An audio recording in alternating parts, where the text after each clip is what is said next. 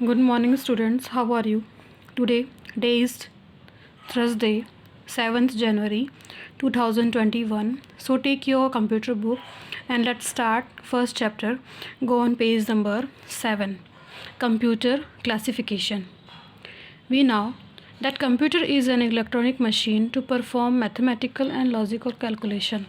The history of computer tell us that Charles Babbage is called the father of computer. Now, in this chapter we are trying to describe the types of computer and elaborate classification of computers.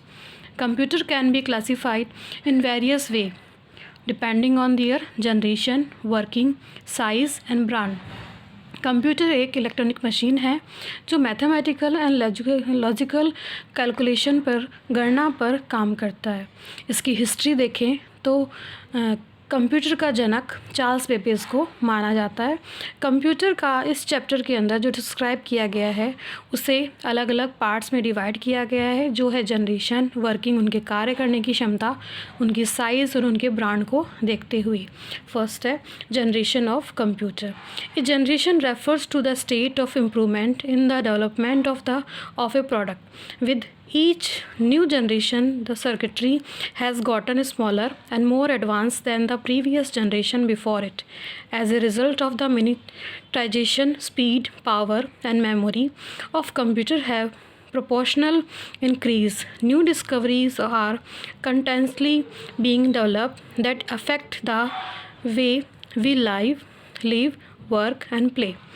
Computer की generation पहले को देखते हुए आज जब जैसे जैसे उसकी जनरेशन बढ़ती गई वैसे वैसे कंप्यूटर की साइज़ तो छोटी होती गई और उसके साथ ही उसकी जो मिनिटाइजेशन है, कार्य करने की क्षमता है, उसकी स्पीड है, पावर है, उसकी मेमोरी जो कैपेसिटी है वो एक तरह से बढ़ती गई। सो फर्स्ट जनरेशन 1946 टू 1958, जिसका इन्वेंशन था vacuum tube. First generation computer were huge, slow, expensive, and often undependable. In 1946, two American, Presper Eckert and John Mauchly, built the ENIAC electronic computer, which used vacuum tube instead of the mechanical switches of the Mark I. The ENIAC used thousands of vacuum tube, which took up a lot of space and gave off a great deal of heat, just like light bulb too. First generation 1946 से लेके 1958 तक थी, जिसका first generation का जो vacuum tube उसका invention था। ये वैक्यूम ट्यूब साइज़ में बड़ी थी, स्लो चलती थी, एक्सपेंसिव भी थी। इसको दो अमेरिकन्स थे, उन्होंने 1946 में बनाया था, प्रेस्पर एकर्ट एंड जॉन मॉकले ने। इन दोनों ने जब इस मशीन को बनाया तो ये कुछ ज़्यादा ही स्पेस लेती थी और गर्मी इसकी मशीन में बहुत ज़्यादा थी। कैरेक्टरिस्टिक वैक्यूम ट्यूब बेस्ड थी। पंच टेप इनपुट और आउटपुट दोनों पे काम करती थी एंड 1000 सर्किट पर क्यूबिक फुट पे इसकी साइज़ थी, कैपेसिटी थी। Example Harvard Mark 1, electromechanical, whirlwind, ENIAC, EDSEC, UNIVAC first, UNIVAC second, ये सब इसके एग्जाम्पल्स थे। Second generation 1959 to 1964 transistor. Second generation 1959 से लेके 1964 तक थी, जिसका इन्वेंशन था ट्रांजिस्टर। इन 1947 3 साइंटिस्ट थे, John Bardeen, William Shockley and Walter Bratton, working at AT&T's Bell Labs, invented transistor. The transistor was faster, more reliable, smaller, and much cheaper to build than a vacuum tube. One transistor replaced the equivalent of 40 vacuum tubes. These transistors were made of solid material, some of which is silicon, and abundant elements second only to oxygen found in beach sand and glass. Therefore, they were very cheap to produce. Transistors were found to conduct electricity faster and better than vacuum tube. Second generation में जो transistor था वो vacuum tube की तुलना में थोड़ा तेज़ गति से चलता था, साइज़ में थोड़ा छोटा था, सस्ता भी था और रिलायबल भी था, आसानी से यूज़ किया जा सकता था। लेकिन इसकी जो वैक्यूम ट्यूब की भी जो सिलिकॉन बेस था, ये इसका सॉलिड मटेरियल था और ये वैक्यूम ट्यूब की तुलना में फास्टर था। Third generation 1965 to 1970 integrated circuit इसकी एग्जाम्पल थे। The integrated circuit like a motherboard और as it is some time refer to as semiconductor chip packs a huge number of transistors onto a single wafer of silicon. Robert Noyce and Fairchild Corporation and Jack Kilby of Texas Instruments discovered the integrated circuit. Most electronic device today use some form of integrated circuit places on printed circuit board.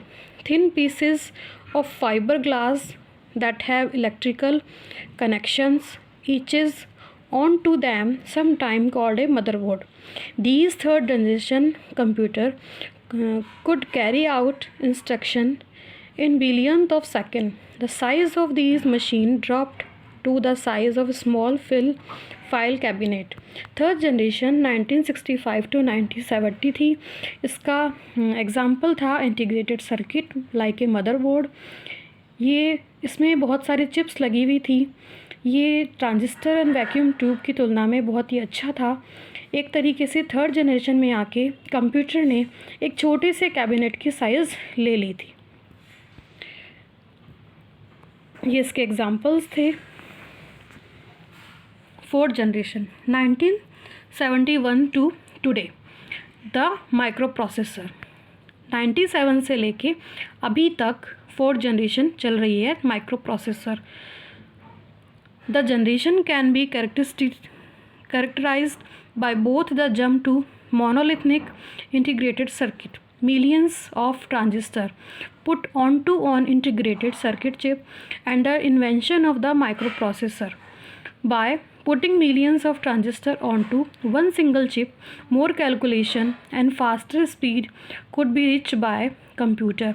Because electricity travel about a foot in a billionth of second, the smaller the distance, the greater the speed of computer. Tadov, employed by Intel, invented a chip the size of a pencil eraser that could do all the computing and logic work of a computer. The microprocessor led toward the invention of personal computer or microcomputers. Fourth generation microprocessor थी like a CPU। Fourth generation में आके इसकी size जो थी वो एक तरह से पेंसिल इरेजर के जैसी जितनी हो गई थी। ये बहुत ही फास्टर था। सिंगल चिप में ही बहुत सारे CPU का काम करता था, बहुत सारे चिप इसमें सिंगल चिप में ही काम होने लगी। और ये मिलियंथ ऑफ ट्रांजिस्टर, बहुत सारे मिलियंथ ऑफ ट्रांजिस्टर का रिप्लेस किया इसने। फिफ्थ जनरेशन 1984 टू 1990 तक। Fifth generation show the introduction of machine with hundred of processor that could all be working on different part of a single program. The scale of integration in semiconductor continue at an incredible pace. By 1990, it was possible to build chip with a million component and semiconductor memories, which became standard on all computers. Other new development were the widespread use a computer network and increasing use a single user workstation. Fifth generation का जो timing था वो 1984 से लेके 1990 तक था।